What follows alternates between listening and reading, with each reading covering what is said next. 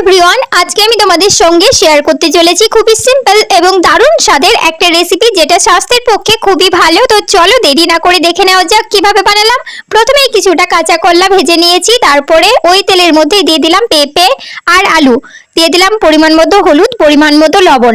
হালকাভাবে একটু ভেজে নিতে হবে, বেশি ভাজলে চলবে না। তো হালকা ভেজে সেদ্ধ করার জন্য জল দিয়ে দিলাম, সেদ্ধ হলে নামিয়ে রেখে দিয়েছি।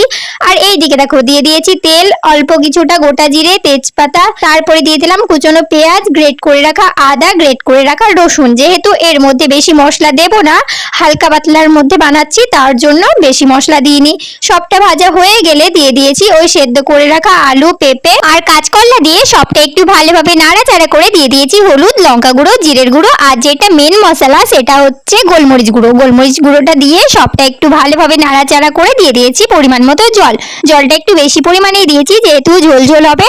তারপরে দিয়ে দিয়েছি অল্প কিছুটা চিনি, কয়েকটা কাঁচা লঙ্কা চেরা দিয়ে 2 মিনিটের জন্য ঢাকা দিয়ে রেখে দিয়েছিলাম। ঢাকা খুলে ভেজে রাখা মাছগুলো দিয়ে আরো 5 মিনিটের জন্য ঢাকা দিয়ে রেখে দিয়েছিলাম। 5 মিনিট পরে ঢাকা খুলে নামিয়ে নিলে ব্যাস খাবার জন্য রেডি।